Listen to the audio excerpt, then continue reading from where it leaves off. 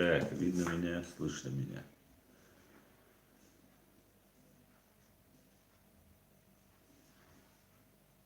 Видно меня, слышно меня. Ассаламу алейкум.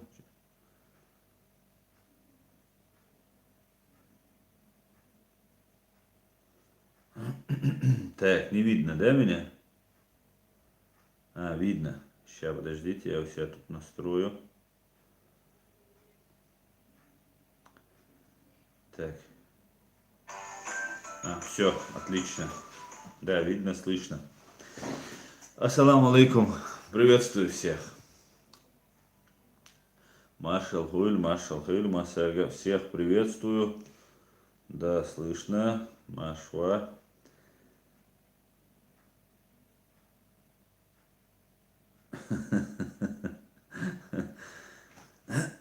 Ёкарный Бабай спрашивает, Аслан, почему у того типа, который зачитывал с бумажки на митинге, был турецкий акцент? Я не знаю почему, он чистокровнейший чеченец. Я знаю его папу и маму. Так, это мой родной брат, поэтому у него турецкого быть не может. Акцента. Так, ва алейкум салам, Ашвойль, Аслам, Машал Хиль. Аслан, нам стыдно перед тобой. Заума, да, все отлично, все у нас отлично прошло, все хорошо. Сейчас мы чуть-чуть соберемся и поговорим на эту тему.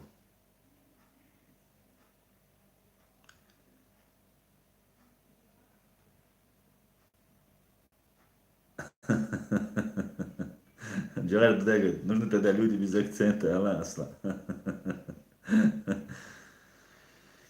Да. Вот это как раз и был Чинхо, который здесь модераторит.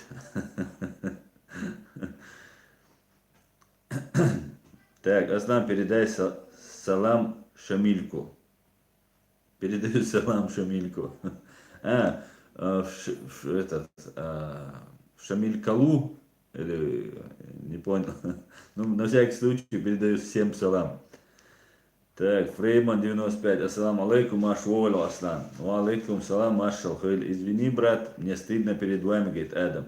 Жора Майер, приветствую. Адам, никаких проблем и ни перед кем стыдиться не надо. Ирсду, Моусер из Кирханов, Му. Я не знаю, говорят, жив. Не знаю, бытовой какой-то конфликт. Так, ёкарный бабай. Аслан, кстати, на митинге ты мощно выглядел, реально как политик, очень презентабельно. Я все равно хотел, чтобы ты вернулся в большое кино.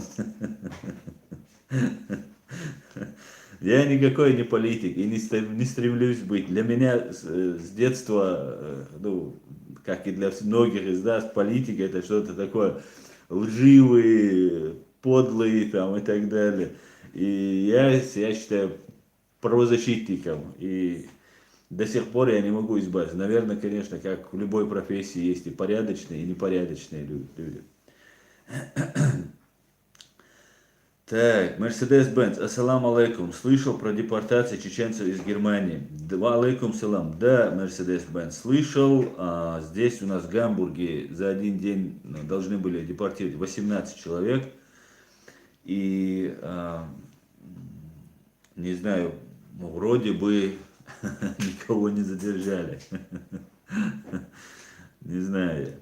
Но надо понимать, да, надо быть объективными. Мы не можем требовать у немцев, чтобы они нарушали свои законы и оставляли всех. Хотя я за то, чтобы оставляли всех.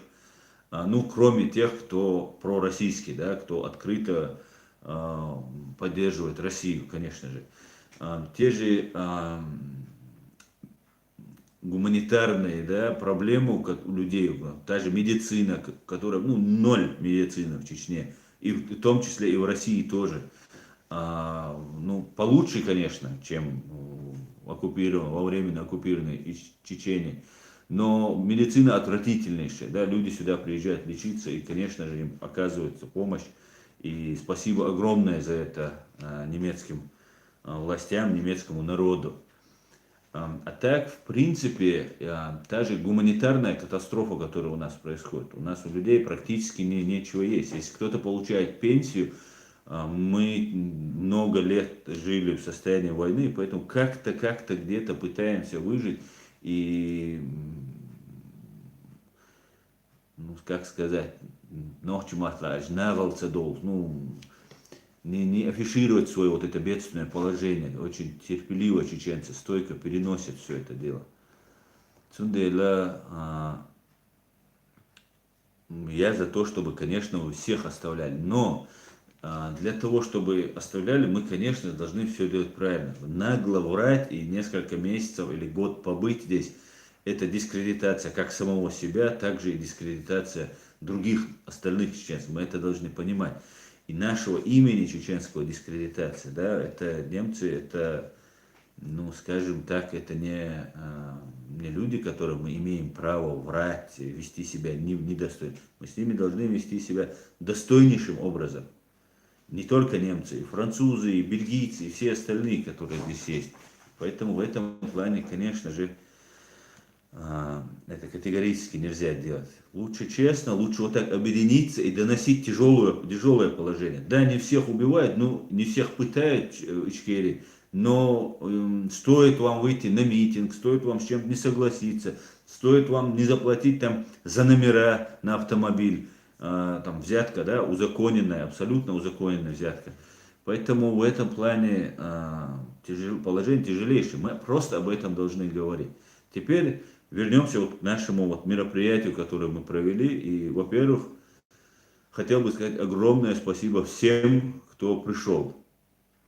Вот Джахар Дудаев, модератор мой, тоже был, пишет, что больше 200 человек было. По некоторым оценкам на митинге было от 150 до 200 человек пришло на самом деле.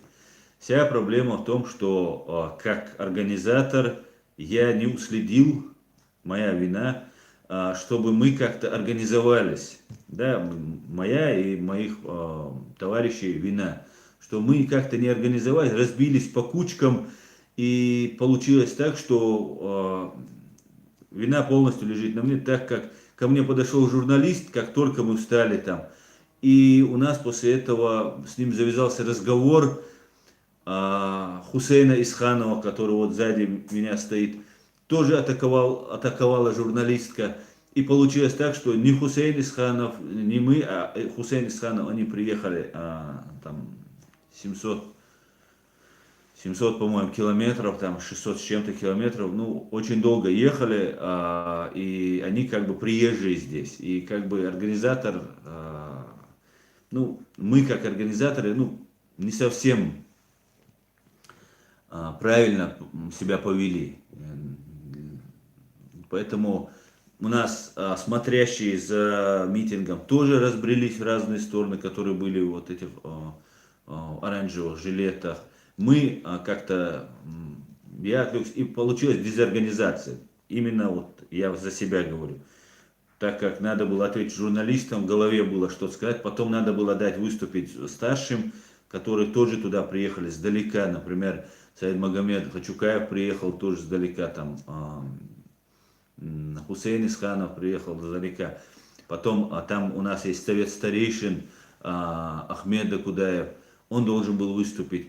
И я должен был тоже все это сказать, и все это надо было организовать, и я неправильно проинструктировал своих товарищей, и сам как бы был отвлечен. Плюс ко всем, кто там был, кто-то что-то хотел сказать, кто-то хотел там пообщаться, и получалось так, что митинг вышел из-под контроля, да, и все вот так разбрелись.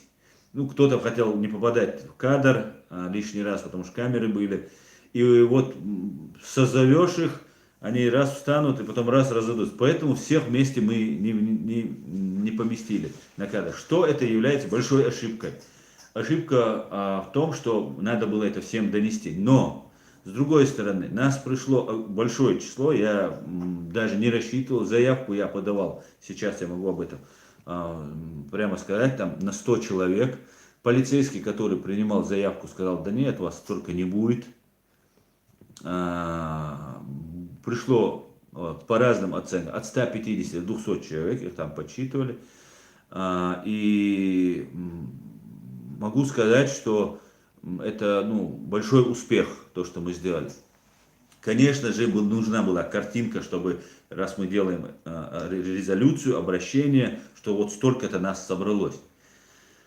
Но резолюцию мы все-таки зачитали, сделали эту резолюцию, составили ее, разослали ее вплоть Меркель, полицию, в СМИ, и так далее, и так далее. Ва алейкум салам. Ва алейкум всем салам, всех приветствую. Поэтому, как говорится, первый блин комом, но Массерга, в первую очередь, хочу сказать еще раз, огромнейшее хочу сказать спасибо всем, кто пришли. Дел рейс хуйшон. Уай ашдинага, в основном многие, я по-русски буду говорить, многие приехали с больших расстояний. Берлинцы тоже были, но были люди, которые приехали из Австрии, из Бельгии, с Германии, с разных дальних мест. Allah reyes koyuşun. Vay vaş vay tsedinaga vayn halgar tsammu dir dahşun. Suna beh mobil masserna so vistkhila masserga so sun sovoyş sankhit chain. Uçwa gode suna şuda halgu şader ah masserga vistkhila tsaqi ur yuh körçu adolş şadega harmudi dertiş el iştasay körçu welna şer تندل مسرجة ويست خلات سقيا مسرجة تدم بقى سقيا تندل سوق انت يردو سون بيخ мобиль مسرنا дейл рейс хорошо. Всем, кто там был, и всем журналистам, которые туда пришли, выражаю огромную благодарность, большое вам спасибо. Наша задача выполнена в этом плане, но мы говорили, что одним митингом мы, конечно, ситуацию не переломим, но опять же, мы будем дальше работать, мы будем работать до тех пор, пока существует чеченский народ. Потому что у него всегда будут права, и эти права всегда надо будет защищать. И всегда это будет. Мы закладываем, мы создаем гражданское общество. Мы не делим себя, да, там на митинге были разные мнения, и это абсолютно нормально, мы это тоже должны понимать. Но мы не делим, я лично не делю людей на бородатых, небородатых, суфистов, салавитов, там, курящих, не курящих, выпивающих. Никакой разницы нет. Мы один народ, мы граждане одной страны. Мы даже не чеченцы, которые там были, которые пострадали от Российской империи. И мы вместе должны понимать, друг друга прощать. У нас есть враг, который на всех, которого хватит, да? Нам хватит врага на всех. И поэтому нам в этом плане надо не разделяться, не делиться, там, ты намаз так делаешь, ты зикр делаешь, ты это делаешь. И поэтому мы граждане одной страны, и мы должны всячески быть едины. Так, далее, что я еще хотел сказать.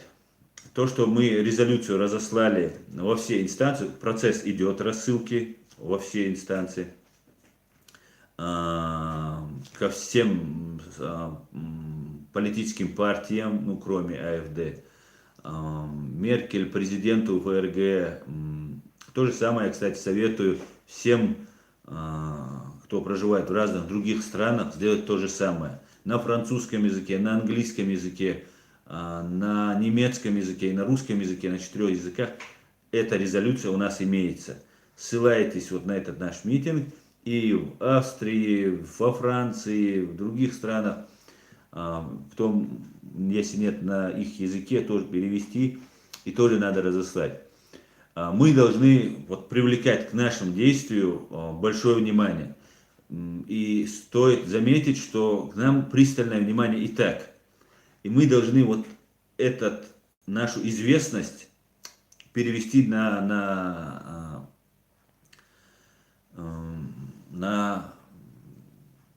нашу пользу, да? Не на чужую пользу. Я уже заговорился. Так, далее что? Далее нас ждет еще одно мероприятие. Не уставайте, мы на войне, пока наша Родина оккупирована, пока наши права не защищены. У нас, да, кстати, вот Шарани Азиев говорит про ассаламу алейкум ва рахматуллахи ва баракату. Аслан, когда Саид Амин Ибрагимов начнет свой пеший марш до Женевы? Ва алейкум салам. Ну, это не Саид Амина Ибрагимова пеший марш, а всех наш пеший марш. Мы все должны к этому присоединиться, мы все должны, это наше дело, это не Саид Амин дело, как этот митинг, не мое дело, это всех общее дело, да, и также это Саид Амин митинг, не Саид Амин митинг, а наше общее дело. Мы все должны сейчас мобилизоваться, объединиться, и вот те люди, которые пришли, еще раз, огромнейшая вам благодарность, вы настоящие патриоты своей страны, вы настоящие переживающие за дело свое, за наши права люди. Если бы не вы, там нас 10 человек, это не было бы. Вы, как из малой искры, да возгорится пламя, как говорится. Мы сейчас подали пример, вы подали пример своим присутствием. Далее будут еще люди, которые туда обязательно придут. Мы должны всех поднимать. Мы сделали огромнейшее дело, да, пишут, вот я читал комментарии, что нас мало было. Нет, нас было очень даже много, больше, чем я ожидал. Поэтому мы должны сейчас готовиться к маршу, пешему маршу. Этот марш займет от Страсбурга до Женевы, придется пройти, это будет много дней идти. Его поддерживают практически все, создается специальная комиссия по этому поводу. И много чего будет очень полезного и нужного. Я вам буду почаще о нем напоминать. Кто не сможет приехать, соберите одного человека, дайте денег ему. Саид Амин Ибрагимов выложит счет. Я постараюсь его под этим видео и других своих выкладывать счет, куда можно будет там пожертвования какие-нибудь, чтобы можно было поддержать это дело. Этот марш для привлечения военных преступников, военное политическое руководство Российской Федерации к уголовной ответственности. Это новый этап войны. Это продолжение той же нашей борьбы, национально-освободительного нашего движения. Только освободившись, мы сможем жить, исповедовать свою религию, жить по своим законам, как мы хотим, только в таком случае. Поэтому это важнее, чем то, что мы сделали вот сейчас в субботу. Поэтому я призываю всех поддержать этот митинг, и мы должны продолжать это дело. Еще раз огромная благодарность. Деврей слушун массерна, аждинак инан дохук душун. Холода цари, ген бахканчанам, холудари, амма вайга гир доуза дойзер. Теперь мы будем видеться, теперь узнавать друг друга. К сожалению, 2 часа нам не хватило времени, чтобы можно было, побольше пообщаться. И неправильно мое распределение, как я уже говорил, времени. Мне надо было сперва собрать, организовать всех, выступить и потом уже давать интервью журналистам. Ну вот так получилось, что получилось так, как получилось, короче говоря. Все, на этом все. Будем продолжать. Аллах рейс хуйшун, дев рейс хуйшун, массерна. Вей бакмаш ларца, вейн халгар, вей бакмаш самулари рячун. Так, перехожу к вашим вопросам.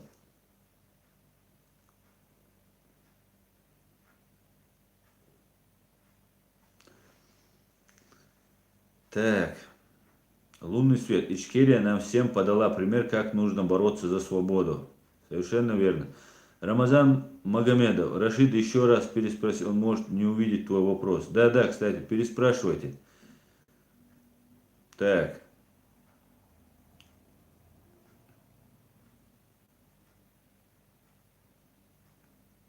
Читал про себя на Кавказ-центре, говорит Андрей Лаврененко. Нет, не читал. Не читал. Аслан, ёкарный бабай. Аслан, как на суде тут в Германии правильно апеллировать, чтобы дали документ? Ссылаться на новостные сообщения, чем вообще аргументировать. А то они продались Русне с потрохами, что может помочь. Ну, во-первых, не продались с потрохами. Нет, не продались. Просто есть момент, где мы допустили слабинку. С потрохами это слишком, ну ты, слишком так. А, Апеллировать нужно к фактам. Да, нужно бремя доказывания в этом. Да, есть презумпция невиновности, где бремя доказывания вашей вины лежит там на следственных органах. Вы априори невиновны. А в этом деле, да, в вот таком процессе, здесь наоборот все происходит. На вас лежит бремя доказывания, что вас преследуют, да, вот по-другому чуть-чуть здесь надо подходить к этому вопросу. Нужны доказательства. Мы даже боимся, честно признаться, некоторые, которые не понимают всю систему, не боятся рассказывать даже про то, что их преследуют, да. И поэтому вот такого вот плана вещи происходят. Плюс еще, знаете как, вообще я вам расскажу, как надо действовать изначально, да, чтобы было понятно. Конечно, нужны факты доказывания, но мы как делаем? Мы приезжаем, подаем, просим убежище и ждем, пока нам откажут в миграционной службе. После того, как миграционная служба отказала, мы подаем апелляцию, обжалуем это решение в суде. Как поступил я и как я советую вам поступить? Когда я приехал, я сразу же обратился, именно нужен адвокат по профилю. Не потому, что он говорит по-русски, это тоже важно, потому что мы для облегчения своей работы, вот этого защиты своих прав, обращаемся к русскоязычному адвокату, что неверно, в корне неверно. Потому что нужен не тот, кто говорит по-русски, а тот, кто хорошо говорит по-немецки. Это раз, и более того, он не только должен говорить по-немецки. Юриспруденция, она обширная и огромная. Там, начиная от семейного, арбитражного и вообще любого другого права, нам нужно миграционное право. Именно специалист должен быть в миграционном праве. Потому что человек, который имеет опыт работы в миграционном праве, это человек, знает практику и как работает в той или в иной ситуации закон. Потому что закон может работать и так в отдельной ситуации, а в другой ситуации работать по-другому, чуть-чуть по-другому, что может решить вашу проблему. Или же усугубить вашу проблему. Так вот, перед тем, как просить политический азуль, да, так называемый, нужно в первую очередь пойти к адвокату, подготовить все. Да, вы пришли, попросили убежище, ну, как так называемое дорожное интервью дали, короткое интервью. И после этого вы не ждете уже, пока вы получите отказ, вы сразу идете к адвокату и с адвокатом составляете заявление, которое будет передано в миграционную службу. Миграционная служба должна, когда вам откажет или согласится, должна вам в какой-то степени как-то мотивировать свой отказ, да?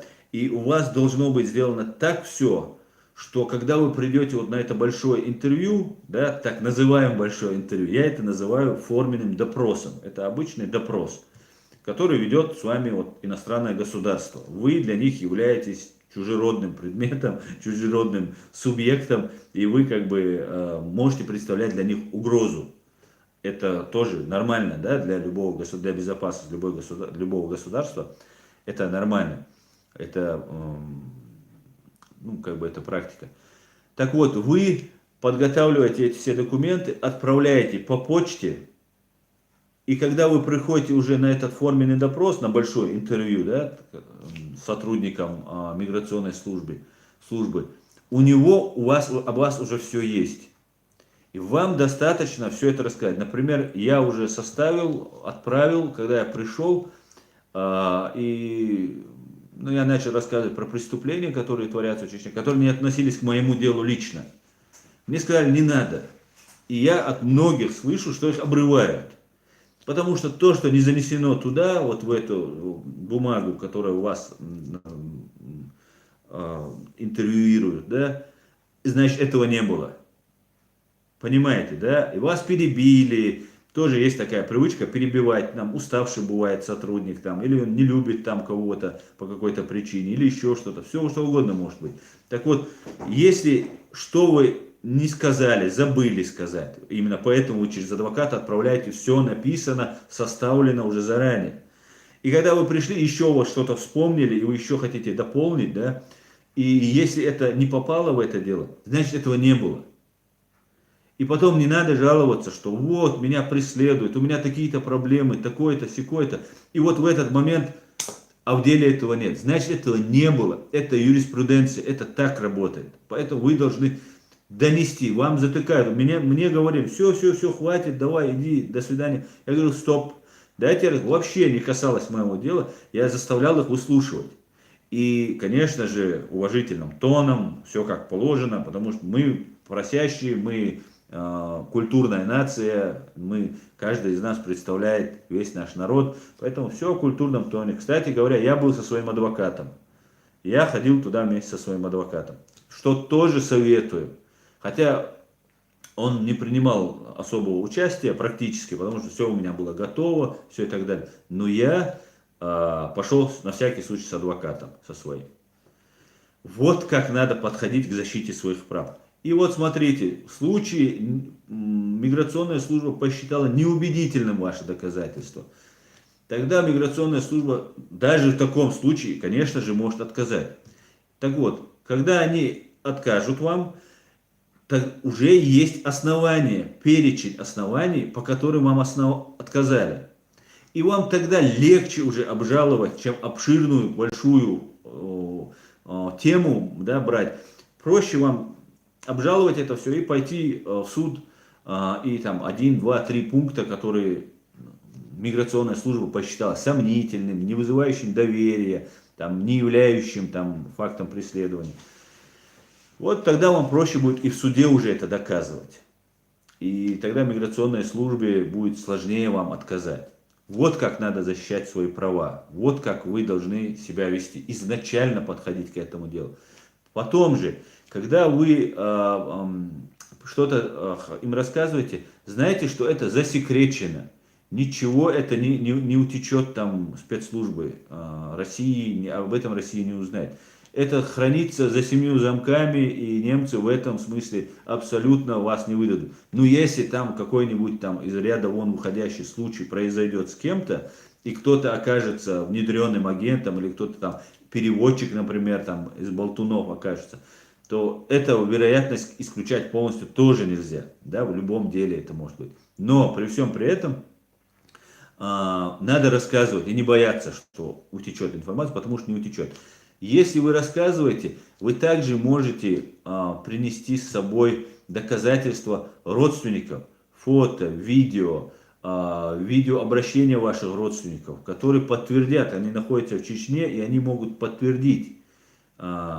И это тоже приобщить к материалам, с переводом, конечно. Это надо заморачиваться, это надо тратить деньги, это все нужно делать, но без этого очень сложно, да, мы не можем просто, я такой хороший, меня преследуют. Потому что и мы должны выходить на митинги и доказывать, что в Чечне процветает 1937 год.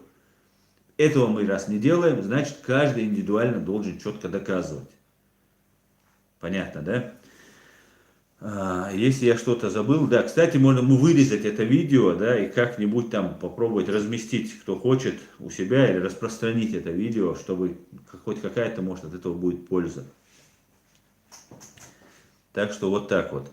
Так, у меня был, как обычно, донат от моего друга Эдуарда Мамедова. Да, вижу. Спасибо, Эдуард, как обычно, спасибо. И как обычно, без вопроса. Так, давайте пойдем к вашим вопросам.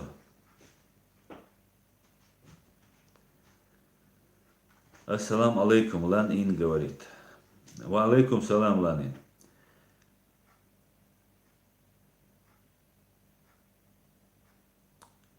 Так.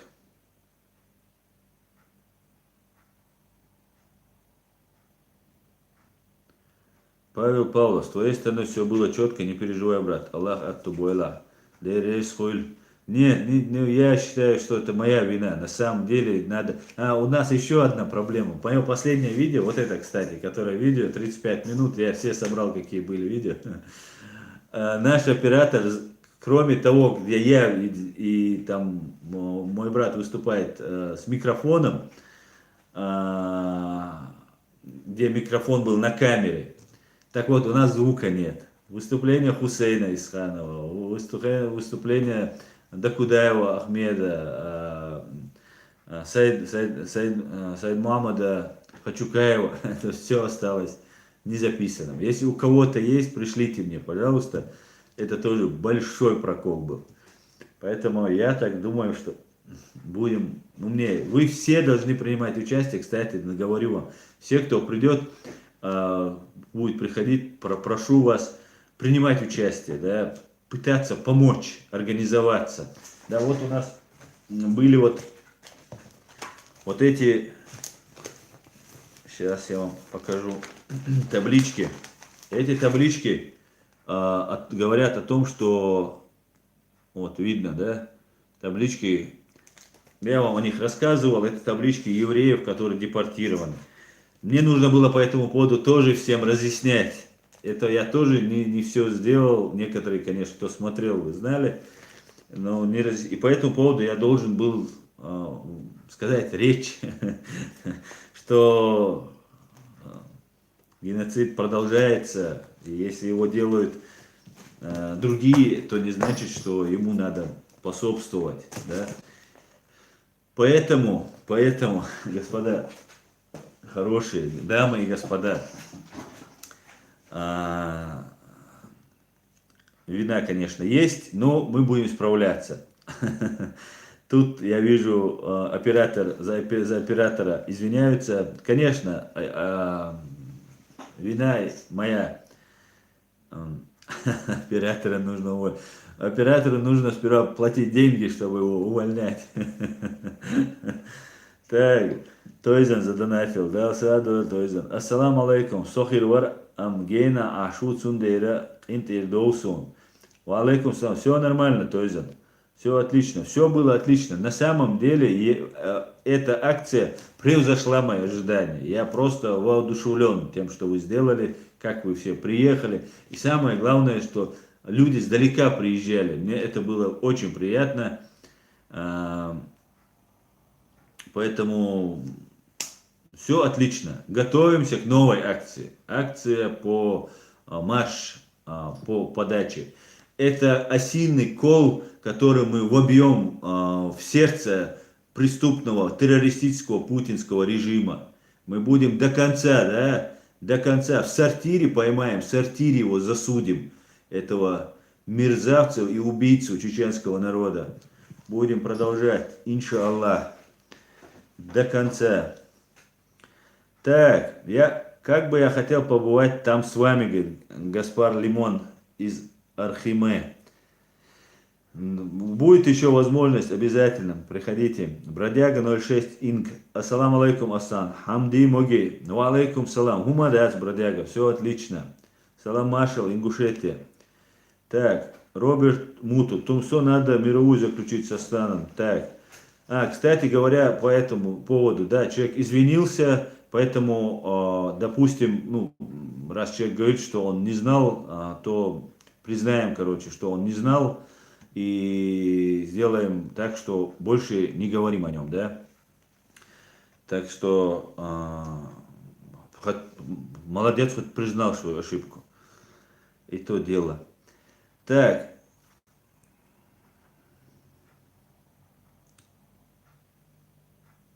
Рамзат Магомед. Аслан, почему чеченцев, которые живут в Германии, было мало? Ну, мало это относительно. Было отлично, много людей было, многие поддержали.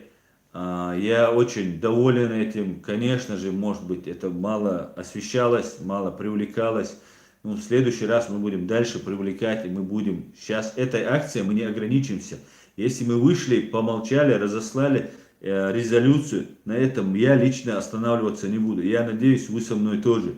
Мы, конечно же, добьемся, чтобы никого не выдавали. И если кого-то выдают на пытки и смерть в преступную, бандитскую, террористическую Россию, что это будет вот стопроцентно доказанный преступник, который там, виновен там, во всех смертных грехах. И при том, при этом, что за ним будут контроль, да, что этот человек не попадет, как Тимур Арцханов, в пыточную и будет пытаться, и немцы особо ничего об этом не знают.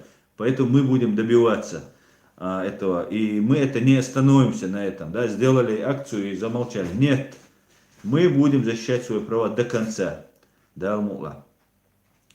Так. Ассаламу алейкум, Шарани Азиев. Ассаламу алейкум, всем здоровья. Чеченцы, если кто-то из вас получил позитив, интегрируйтесь. Немецкий язык, интеграционный курс, сертификат B1 и выучитесь на профессию. Начинайте жить самостоятельно. Да, правильно. Ва алейкум салам, Казбек Цамаев.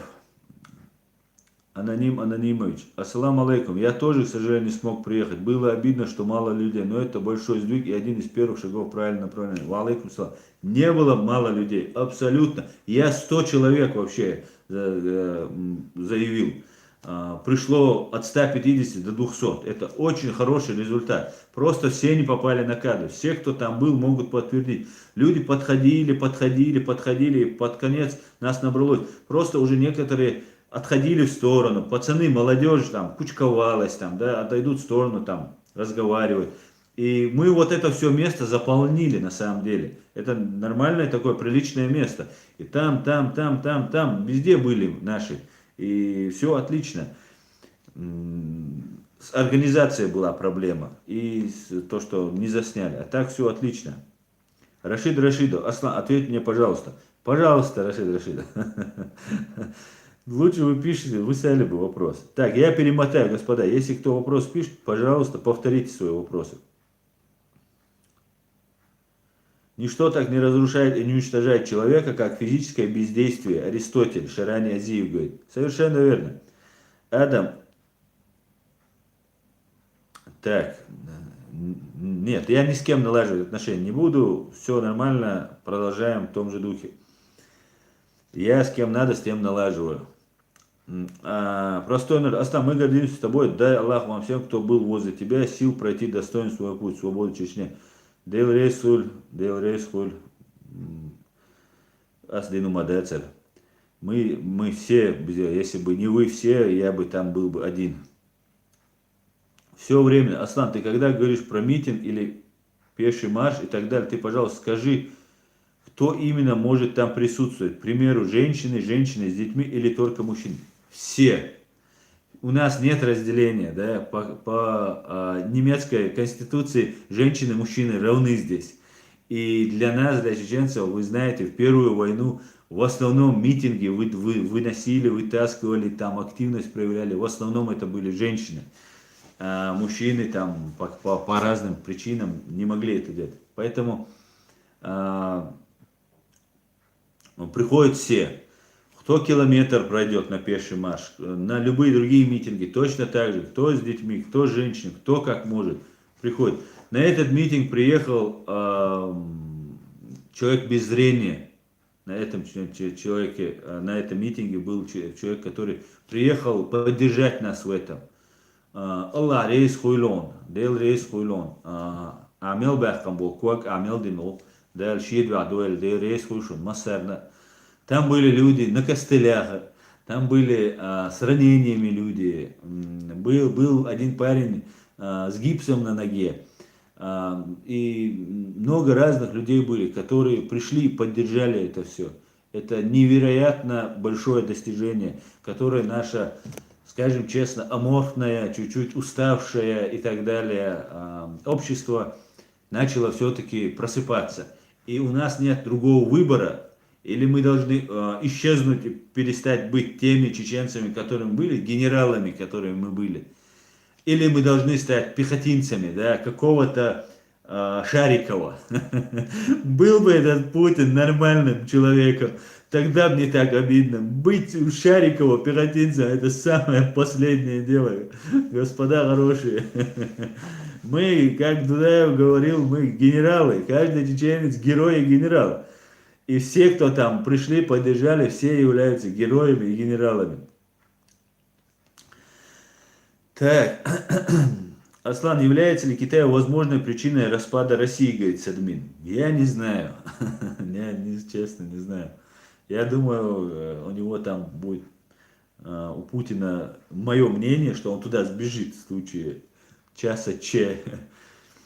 Так, From the Mountain. Чечня и чеченцы всегда были примером для всех нас. Как можно объединиться и бороться во всех фронтах. Главное, держитесь вместе. Удачи вам от сердца. Спасибо, дорогой грузин. Спасибо за теплые слова.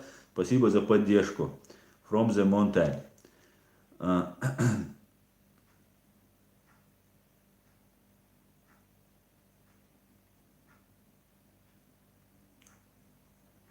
Лорс, Аслан, Тумсота извинился, но и тебе было бы к лицу извиниться за свою речь. Ведь вы делаете одно дело, было бы хорошо, если бы вы действительно совместно оставили гордыню. Валлахи, нет у меня никакой гордыни. Валлахи, я к нему обращался, открыто обращался, так обращался. Но не хочет человек, не хочет говорить. А за что мне извиняться? За то, что он неправильно, как он говорил, за что он извинился, неправильно подал информацию, мне за это извиниться. Я говорю, я принимаю его извинения за то, что он говорит, что он неправильно и не послушал. Зачем подавать информацию, когда мы затрачиваем какие-то труды, если ты ее не проверил? Но он извинился. Все, на этом вопрос закрыт. Я принял извинения, да, Роберт Муту, я принял его извинения. На этот вопрос закрыт. Меня там на митинге просили люди, которые пришли. Из-за уважения к ним, из-за уважения к своим друзьям, другим людям, ко всему своему народу, ко всем, кто нас смотрит. Конечно же, я принимаю извинения. И у меня нет своего лично ничего. Я не делаю это ради себя. Все. Я готов с кем угодно мириться, с кем угодно ругаться. Главное, чтобы это было полезно нашему делу. Для меня важно дело. Все.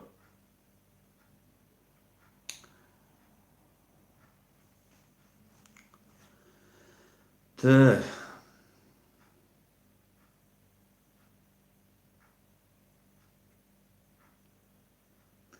Так, господа, я опять перемотаю. Так, подождите. Как найти? Аслан, просто скажи извини, если в чем-то был неправ. И все, тему закрою. Тема закрыта уже. Как найти? Я закрыл эту тему уже. Евгений Горь, смешно ходят важные со звездами героев, тех, кто их уничтожал. Правильно. Тойзен, а почему блогер с таким опытом мог так ошибиться? Лично не думаю, что это его ошибка была. Давайте оставим. Вот видите, есть другое мнение от Седаны Даровой.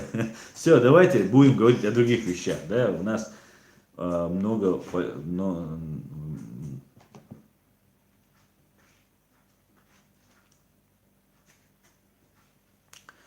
Так, Алекс Эдам. Асан, я знаю, что ты честный человек. Желаю тебе удачи. Спасибо, Алекс Эдам.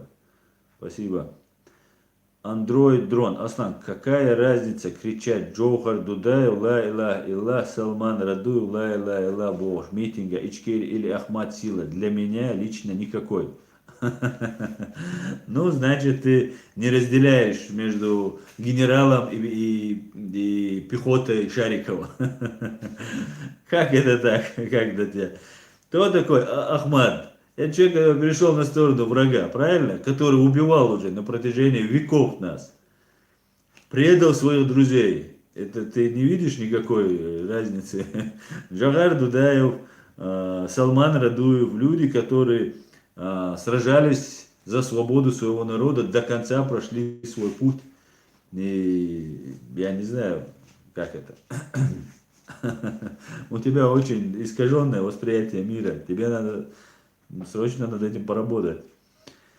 Так, скажите, пожалуйста, что случилось с Кирханом Акилам Адамс? Я не знаю, что случилось с Кирханом, и слухи ходят, что его порезали ножом. Все, больше я ничего не знаю.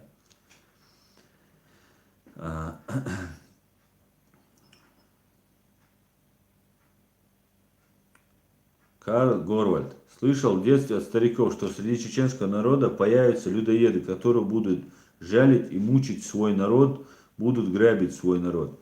Да, они появились. Джон Уаб. Спасибо Ичкере за таких людей, как Аслан. Спасибо вам за вашу поддержку. Спасибо, Украина. Спасибо, Джон. Так,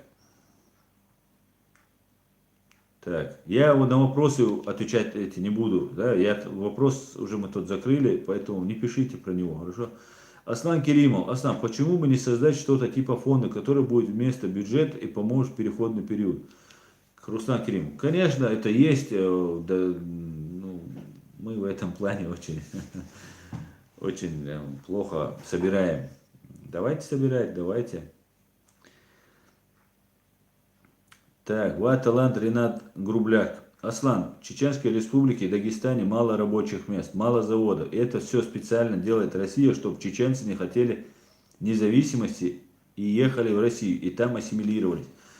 Да, совершенно верно, чтобы не было никакого развития. Там нету не только, как вы говорите, рабочих мест и заводов, да? Там нету медицины, там нету университетов, там нет умов. Там есть спортзалы и мечети. Все, большего развития не должно быть. Конечно же, мечети, кто скажет, что плохо? Конечно же, это хорошо. Кто скажет, что спортзалы плохо? В здоровом теле, здоровый дух, как говорится. Это тоже хорошо.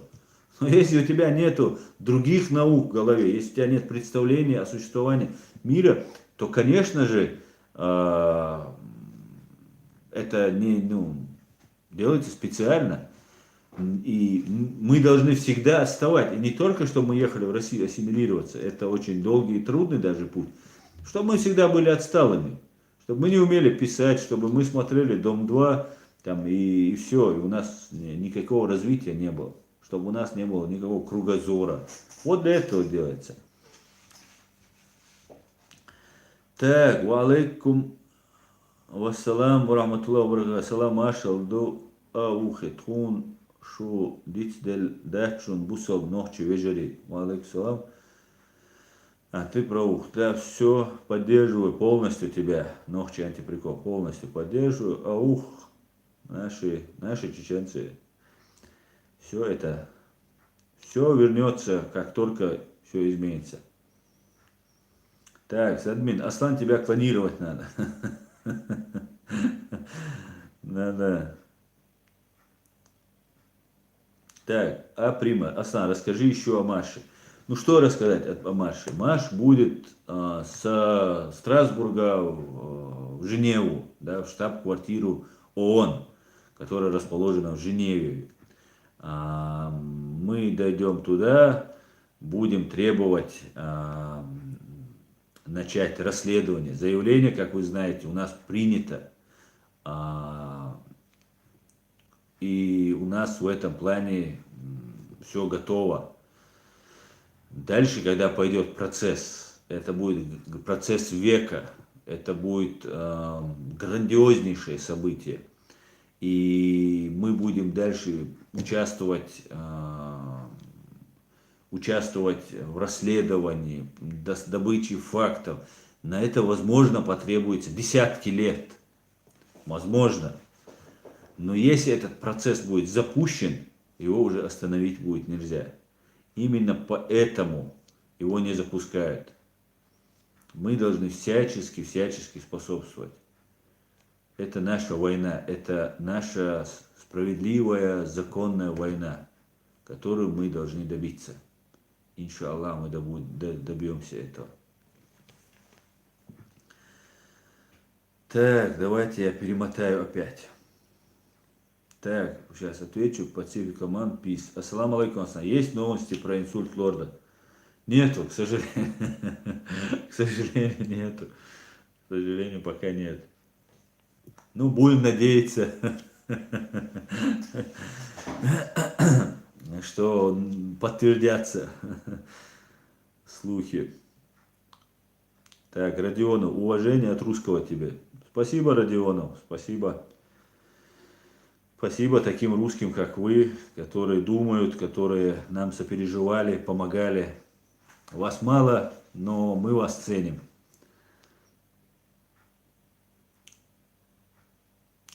Война. Аслан, митинг в Страсбурге. Если это вопрос, война, то это начало оттуда, это будет марш. Это будет марш. И сейчас все время мы должны думать о нем, говорить о нем, распространять о нем всю информацию. Прошу вас всех, присоединяйтесь и распространяйте эту информацию.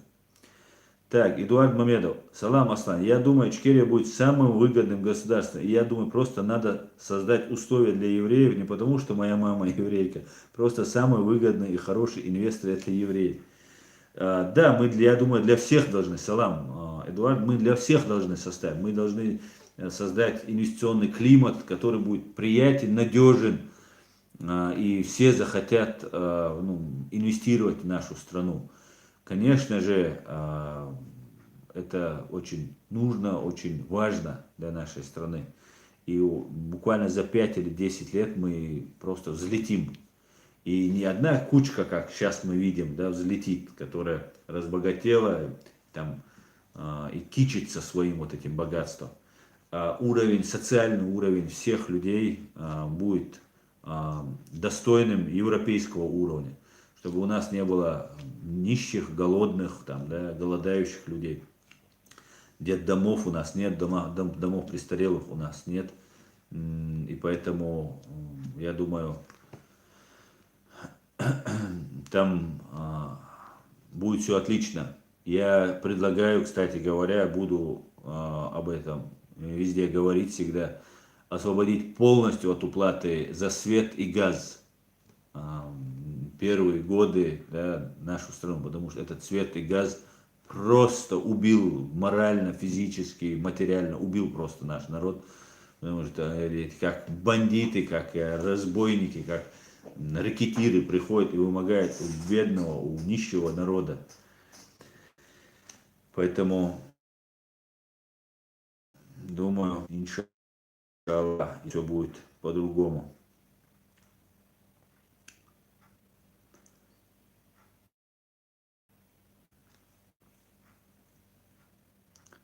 Так, Джахар Дуда, убедительная просьба, ставьте лайки, подписывайтесь на канал. Ичкерия Лайф, делитесь видео. Дима Крат. Поймите, у вас нет шанса что-то изменить без русских. Эта борьба не ваша, а наша. Вы по сравнению с нами щепки. Вас истребят всех и никто не заметит. Да где же вы тогда? Где вы, русские? Где вы? Мы не отрицаем, что без того, что нормально русские проснутся и поднимутся, мы смогли бы изменить ситуацию. Но в первую войну, например, мы пинками вас принудили, вашу страну принудили к миру. Конечно, не без помощи Запада, не без помощи поддержки европейского сообщества, не без помощи американцев и не поддержки какой-то части русских. Но я не видел в Москве за эти 2 года войны, чтобы на митинги выходили сотни тысяч людей и требовали остановить войну. Я знаю, что под конец уже войны в свою лепту внес Борис Немцов, собрал там 1 000 000 подписей. Да, были люди, которые тогда не поддерживали. Но потом вас подготовили, вам объяснили, что мы террористы. Вы в это, большая часть в это легко поверили. Хотя вас же взрывали ваши граждане. И если вы предлагаете, чтобы мы за вас сейчас начали против там, Путина и них воевать. Нет, извините.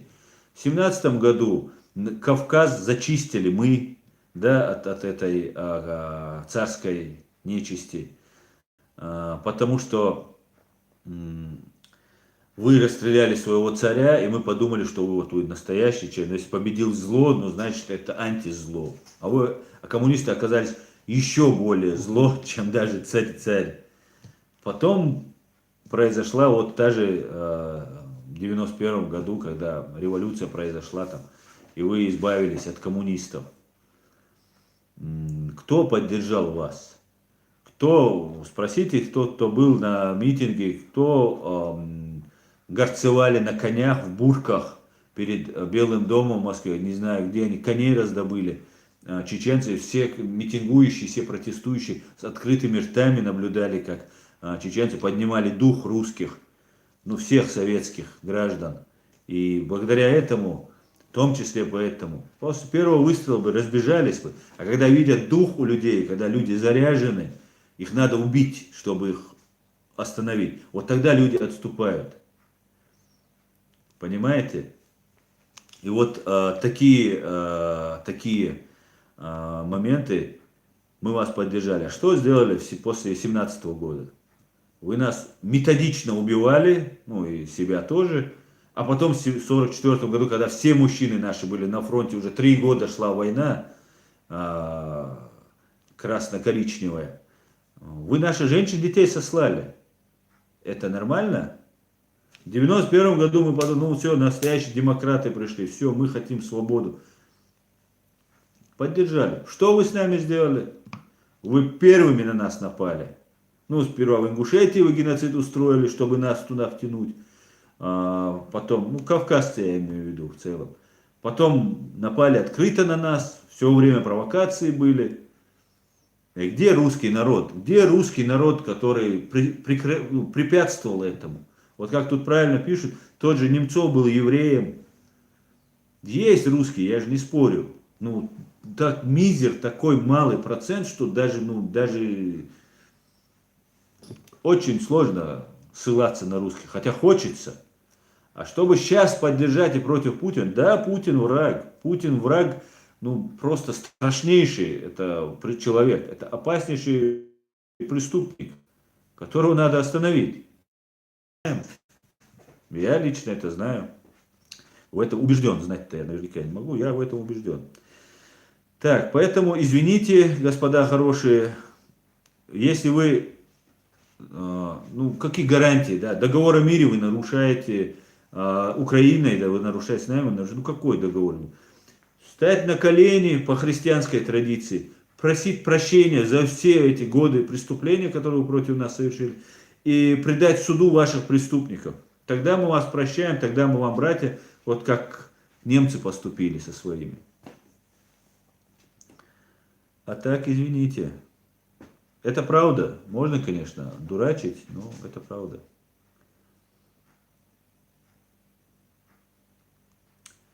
Так. Я перемотал.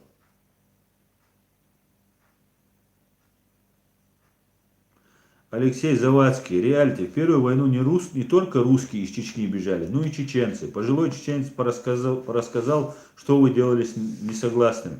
Это наглая ложь.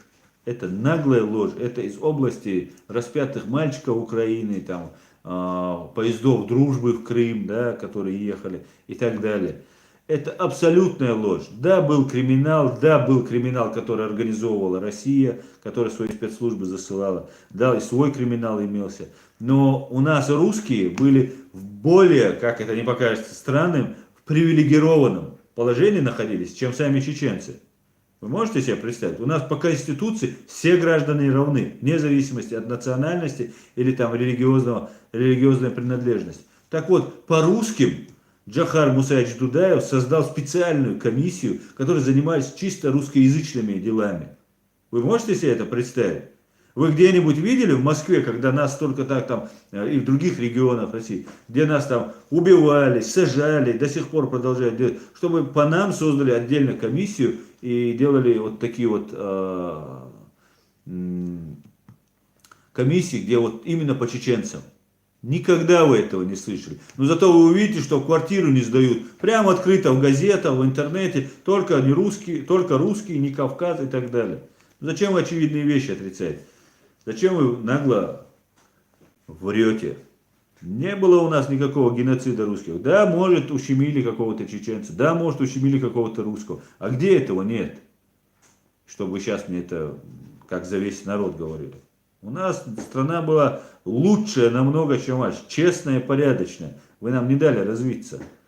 Вы сделали, вы приложили огромную, вы эти 20, вот сейчас вы про Украину 4 года говорите, да? 5 лет уже говорите. Вы про нас 25 лет, это днем и ночью, днем целое поколение выросло. Чеченский след, чеченский бандит, чеченский террорист. Да это Россия и КГБ, ФСБ, это самая настоящая бандитская страна, террористическая страна. Как вы можете так нагло на нас это все говорить?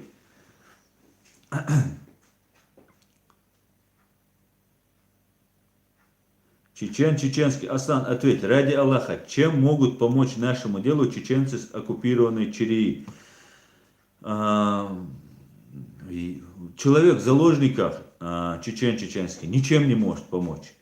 вам лучше сохраниться. Ваша задача, вы и так герои. То, что вы переносите, это достойно. Каждый из вас должен получить по медали, как минимум, да. Это достойнейшее, что вы делаете. Тот, кто хочет чем-то помочь, он должен выехать. Да, кто может финансово помочь, то надо как-то это делать, чтобы вы где-то не засветились. Вот так вы можете. Надо себя беречь. Конечно же, можно какие-то мирные акции, да, где-то там вывесить флаг Ичкерии, сфотографировать его там. Это категорически строго безопасно надо сделать, потому что несоизмеримо сильно можно пострадать от этого.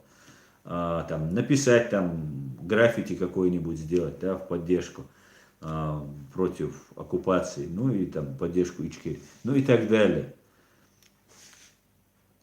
Ну, а так, конечно, ваша задача сохраниться.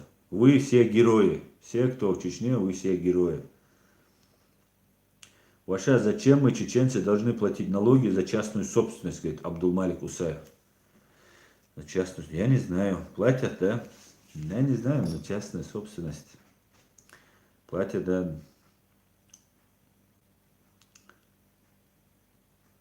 Эдуард Мамедов, Аслан, не обращай на них внимания. Мои оба деда пострадали, евреи и чечен, все равно предадут. Будут много провокаторов. Да, мой Эдуард Мамедов? Ну, этот может конкретно не предать, да, с кем вот с русским договоришься, есть искренние русские, но в основном масса. Русские должны, Россия должна как государство перестать существовать в таком виде, в каком она есть. Она должна, конечно, все народы отпустить. Вот с отдельностями, да, это будет какая-нибудь там московское государство, как раньше это было, там Дальневосточная Народная Республика. Вот с ними, да, можно заключать договоры и как-то на них воздействовать. И у них будет какая-то своя репутация, которую они будут беречь. А так, по-другому, ну как еще? Извините. Хватит уже.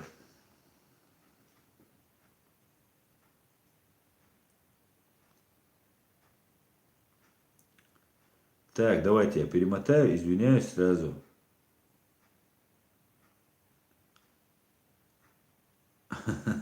Бесланов Дудаев. Ассаламу алейкум. Саламац, герой. Ва алейкум салам. Если ты не перешел на сторону врага и не покорился этому, ты уже герой. Потому что такая пропаганда идет. Вы думаете, почему каждый день вам этого Кадырова показывают? Ты думаешь, ему это не надоело? Каждый день это там ходить там где-то что-то, постоянно что-то выступать, что-то там рассказывать. Это пропаганда ведется. Каждый день показывает, что он кому-то что-то подарил, что-то какое-то сделал. Там вчерашнее, там, ему хочется отдохнуть, еще что-то. Это же тратятся огромные деньги, огромные, огромнейшие средства. Тратятся на то, чтобы вот вести вот эту пропаганду. И остаться человеком, не попасть, не повестись на эту пропаганду. Это уже героизм. Это огромное. Нам еще отходить от этого придется, понимаете? Так что ты герой, если ты не, не, не изменил своей стране. Так.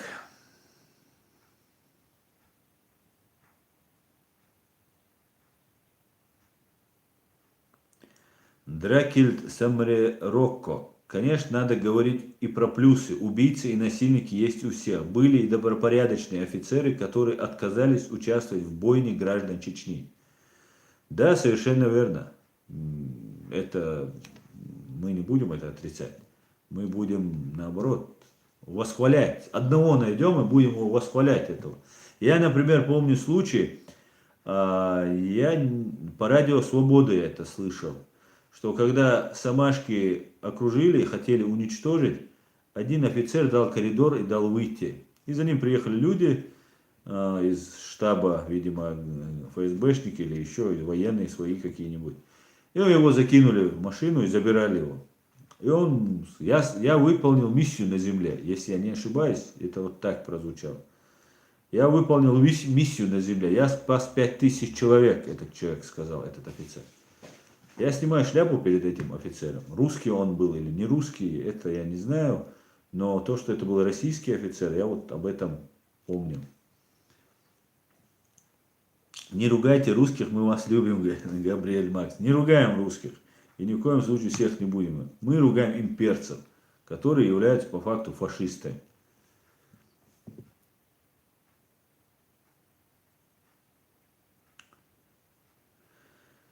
Так, Резван Маташев.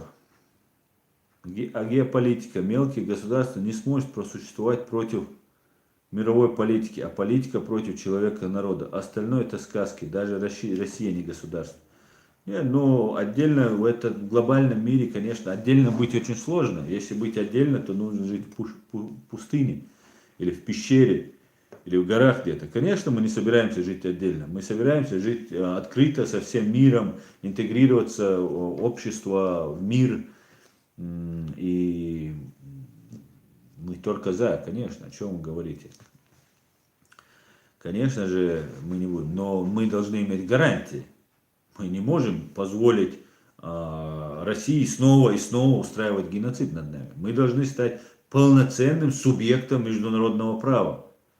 У нас должны быть рычаги, чтобы мы не сделали марши мира, марши, там, пешие марши, чтобы у нас приняли заявление. А чтобы как государство пришли и подали это заявление, сказали, вы обязаны в соответствии с такой-то статьей статута, римского статута, вы обязаны у нас принять это заявление. Когда нас убивают, чтобы об этом мы знали, говорили, чтобы это обсуждалось. И сейчас мы это выводим опять на международный уровень. Сейчас утихло. Наша задача минимум вывести наш вопрос на международный уровень. Мы это обязательно сделаем. Выведем обязательно на международный уровень, потребуем сатисфакции, восстановления справедливости по отношению к нашему народу и наказать всех преступников, которые повинны этому. Так что вот так вот. Конечно же, мы понимаем, что мы маленькое государство. Я лично за то, чтобы, например, на территории моей страны была база НАТО. Я вижу единственное, пока есть Россия там, еще кто-либо, что это гарантия, что нас не будут опять убивать. Нам дадут развиваться. Мы вырастим умное поколение молодых людей, всех специальностей. И у нас есть потенциал к этому.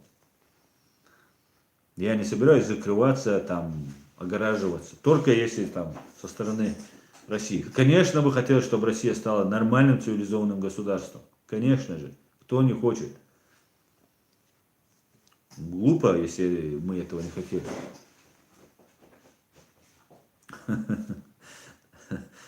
Тут я читаю комментарии, смеюсь, извиняйте. Так. Ислам Хусейн. Аслан, ты на Николаса Кейджа похож. Нет, не похож, неправда. Анзор Рино, ФСБ, террористическая организация. Правильно. Ассаламу алейкум. Ты собираешься связаться с Мансуром Старым, 48Ч? Ва алейкум салам. Нет, я не собираюсь связываться с Мансуром Старым. Игорь Микеладзе. Если российские СМИ кого-то хвалят, значит это какая-то мразь. Россия поддерживала сербских изуверов и фашистов-четников, тысячами зверски убивавших мусульман в Европе.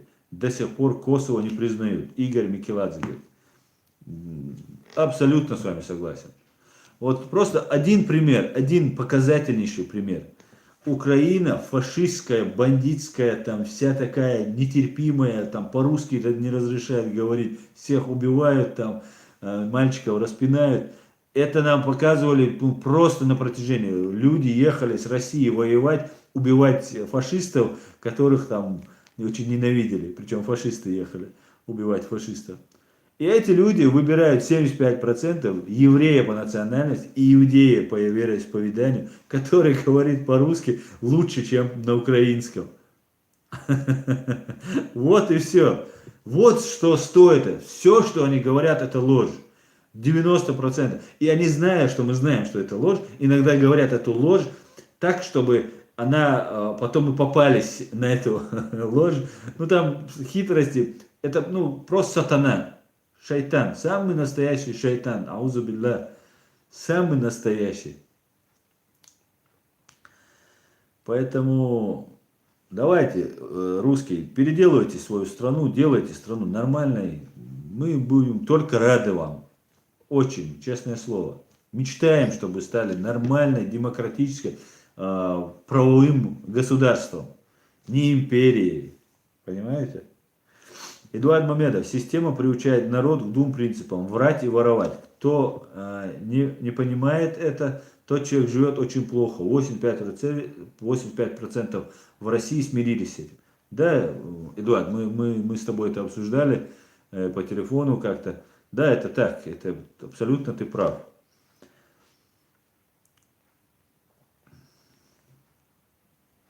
Садмин, нам нужно бы устроить так, чтобы молодежь получала образование в лучших вузах мира. Это сильнее оружия. Совершенно верно, Садмин. У нас огромное количество ребят. Конечно же, их недостаточно. Конечно, я бы хотел бы, чтобы у нас все были образованы. Все образованы и потом еще образовывались. Потому что всегда надо образовываться. У нас, смотрите, нет худа без добра. Мы пережили геноцид. Мы потеряли огромное количество своих людей. Умных, пассионариев. И огромное количество, между прочим, сохранились. Это тоже правда. И мы оказались здесь, в Европе.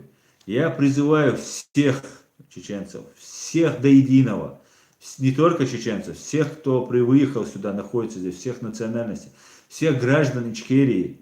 Да, у вас есть просто феноменальная, супер возможность, которая у многих не предоставилась бы, обучать своих детей. В Москве я знал семьи, которые платили десятки тысяч евро, долларов, отправить их, чтобы учиться в Америку, в Англию, сюда, в Европу, во Францию, в Германию, чтобы эти дети учились, получали образование. Вы понимаете это? И это состоятельные семьи, да, только в Москве могли такое себе позволить. И это отправить ребенка, куда он липнет, там попадет в хорошую, плохую компанию, а тут с родителями, и он под контролем, он к наркотикам меньше вариантов, что приобщиться, учиться будет, да, если ему об этом напоминать и говорить об этом. Конечно, если хоть говори, не говори, некоторых не заставишь. Но при всем при этом у нас появилась колоссальная возможность, которая у многих бы не получилась. Понимаете? Вот мы должны использовать этот шанс. Это наш огромный шанс. Это невероятная удача. Мы должны не упустить свой шанс, чеченцы, и не только чеченцы.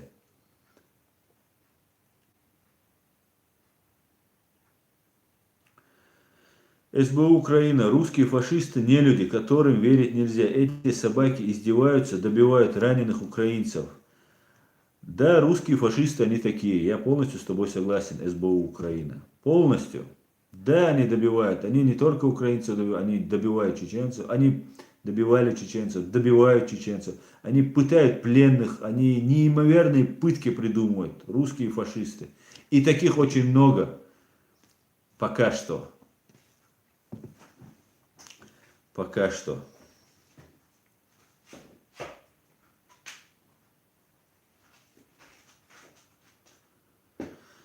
Это правда.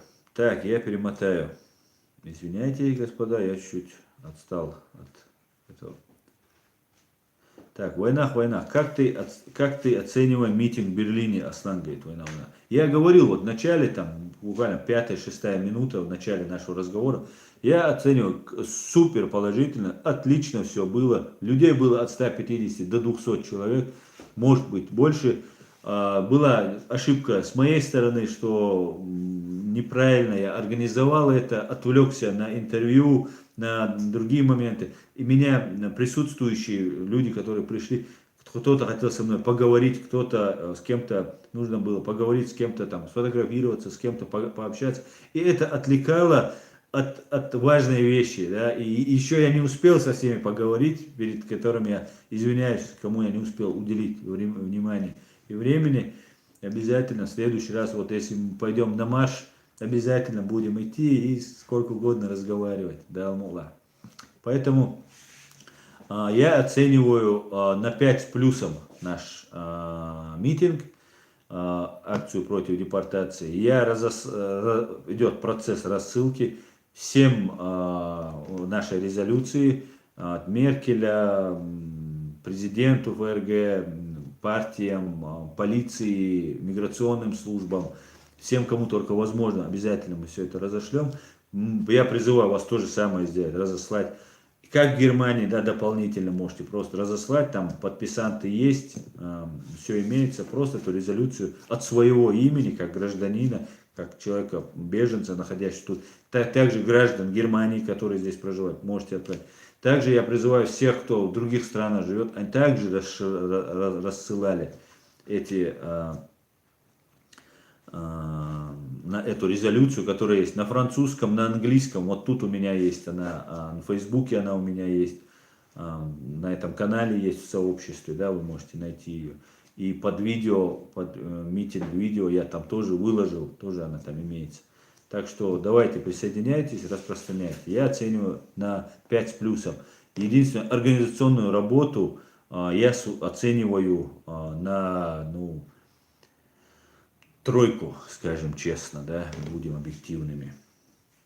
Вот это был косяк.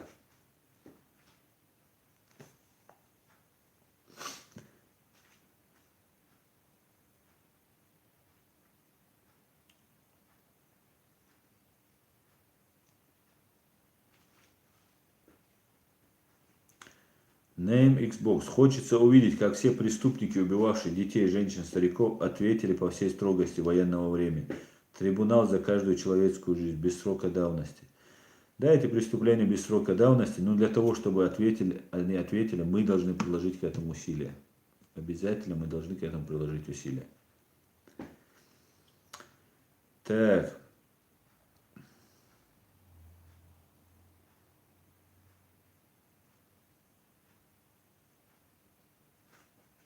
Так, это Зигфрид Брунфельдов заблокирован.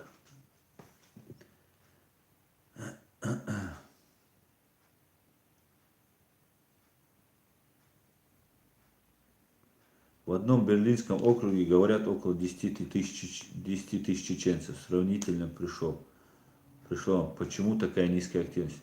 Ну, потому что, во-первых, не донесли, во-вторых, не думаю, что 10 тысяч в одном округе, потому что нас всего около там 30-40 тысяч здесь, да, и много людей не чеченцев, которые под видом чеченцев сдавались здесь, да, и поэтому потом мы плохо донесли, это первая акция была, дальше будем работать, дальше будем распространять информацию. Я оцениваю на 5 с плюсом, это моя объективная, без преувеличения, валлахи, я заявку делал на 100 человек, пришло от 150 до 200 человек, причем люди с разных регионов приехали, причем были, с гипсом парень был, на костылях были, незрячий человек пришел туда поддержать. Allah reis goeil on hogesh wala. Deel reis goeil shun masser na tig dech kan dol. Deel shidu adwel ash dinag. Deel mu'lah. Tuna biqam khir bu tuna payda khir buwaina. Иншаллах.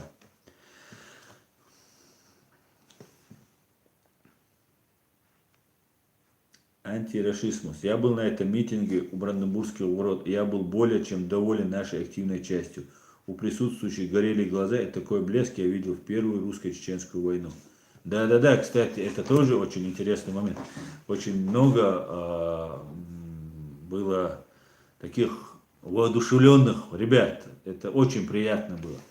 К сожалению, опять же, я себя считаю, я много не сказал, много не сделал. Я себя виню в этом. Каждому подойти надо было, каждому поговорить надо. Потом ты уже додумываешь, там был человек, надо было подойти, объяснить, поблагодарить. Так, в общем, я благодарил, конечно, но как бы ничего. Мы, главное, пришли, отметились, сделали. Иншаллах, все будет хорошо. Иншаллах.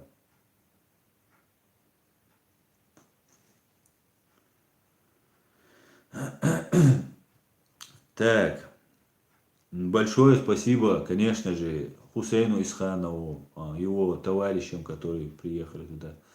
Туда даже женщины на поезде, на автобусе или на поезде приехали туда. Там женщины, которые были, всем спасибо. Они тоже отдельно стояли, тоже как-то вот так у нас все получилось. Дети были тоже, огромное спасибо. Журналистам спасибо, Игорю, журналисту спасибо. Ну, короче говоря, всем огромное спасибо. Все было супер. Я знаю, что я не зря сижу тут, я не зря вам это все рассказываю. Я знаю, что вам всем это нужно, нам всем это нужно, это просто необходимо. И самое главное, вы это понимаете. Аллах рейс худший массажно.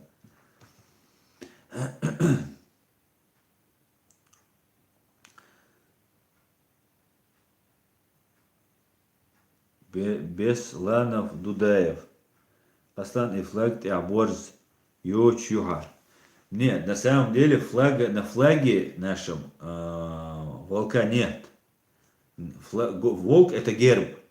Да, у нас есть флаг и герб. Просто так все получилось, и что наш флаг, ну, русские же его изменили, да, вот, который вот сейчас русский флаг, который нам дали, там его ошибочно называют кадыровским флагом, это русский флаг, который нам русские сучили его, как и номер 95 нам присвоили.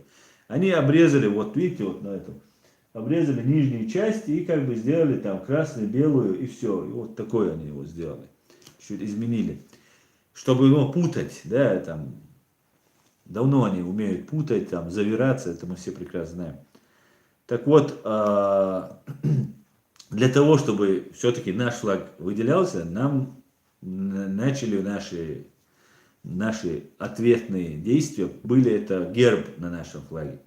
И нам начали закидывать утку, что это харам, что это не по-исламски, что это, ну, короче, чтобы мы избавились уже сами, понимаете, как против нас идет работа, чтобы мы избавились от волка.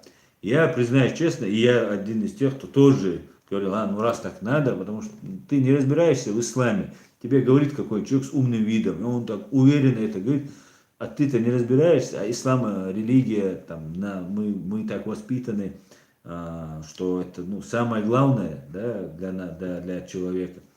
И ты многого не понимаешь в религии. Ну, если человек так уверен, говорит, значит, он знает что-то. Все, значит, ну убрать волк. Ну, подумаешь, волка не будет.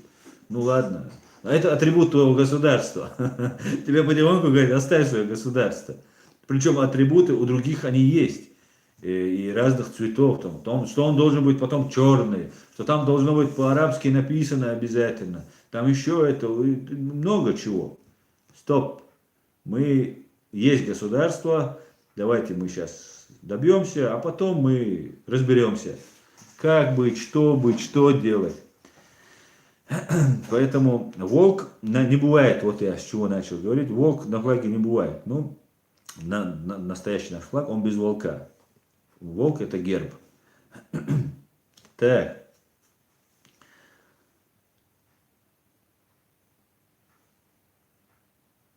Тимур.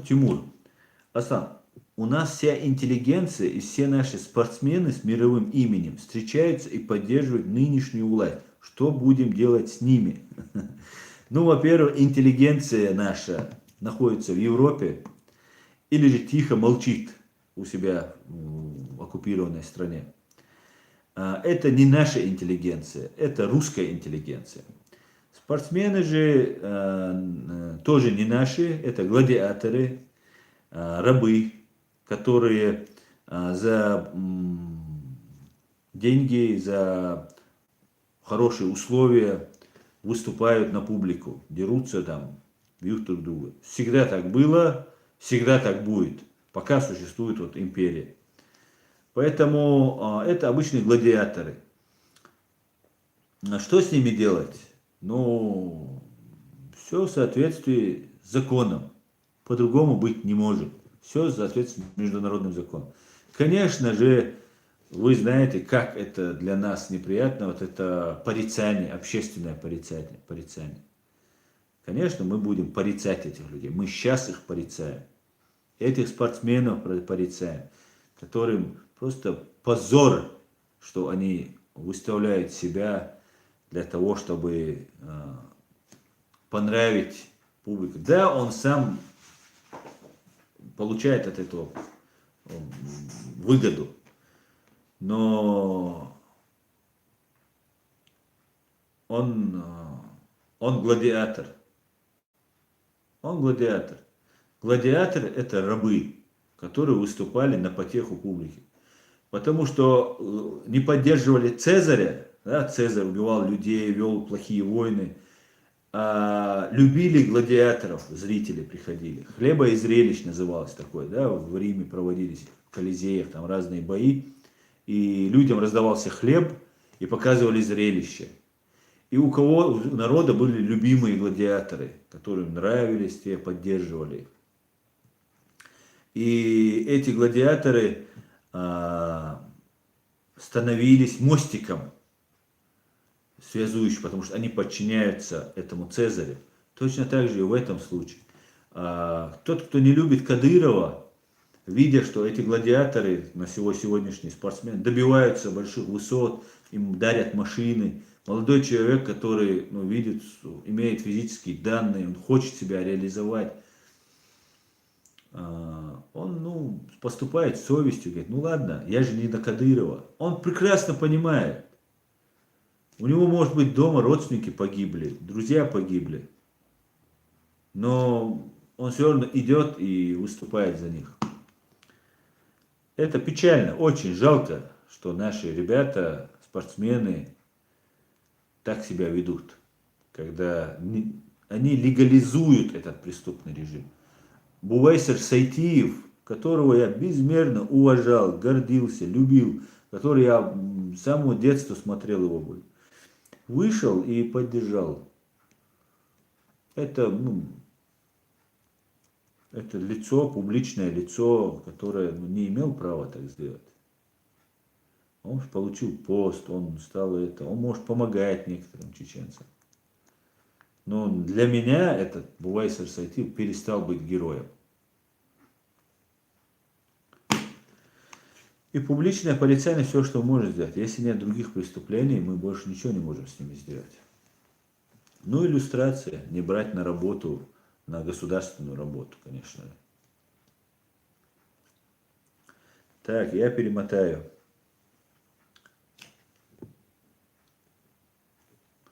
Как найти? Асламала рабы бу тоушдать илэрамс. Деват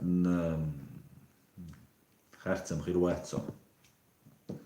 Гладиаторш бог имадуй и алэхтерсо.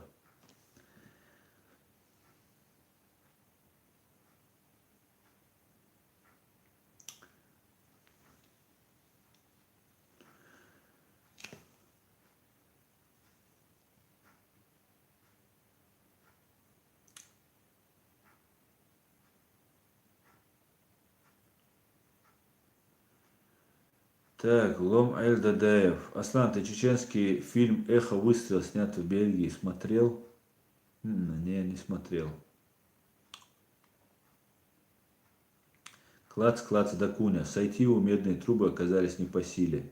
Да, огонь и воду в спорте он прошел, но вот медные трубы, слава, вот это. К этому спортсмен идет, надо же понимать.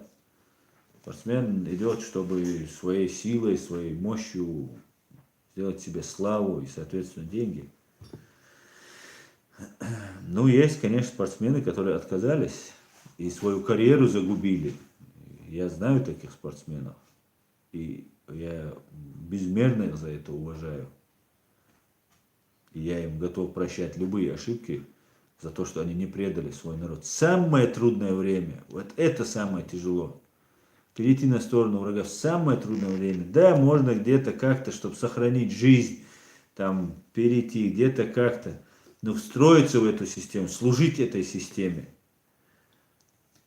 Этому нет оправдания.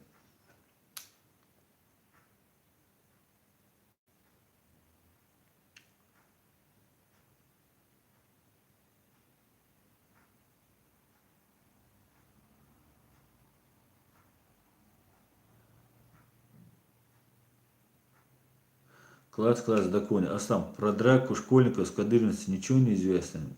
Известно только то, что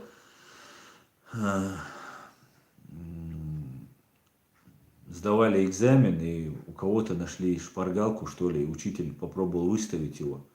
Как ходили слухи, может. Это недостоверно. И в итоге получилось то, что подрались. А молодежь, она страх, как мы, не испытывает. Пацаны дали отпор, и началась стрельба. Они обычно начинают пугать автоматными очередями воздух. Я надеюсь, обошлось там без жертв. Знаю, что тот, кто подрался, он может пострадать. Эдуард Мамедов. Самый верный путь понять веру – это только самому читать Коран. И все вопросы и ответы там есть. Совершенно верно.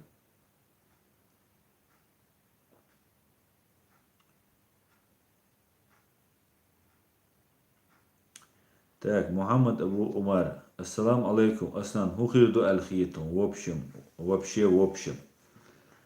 Ва алейкум салам.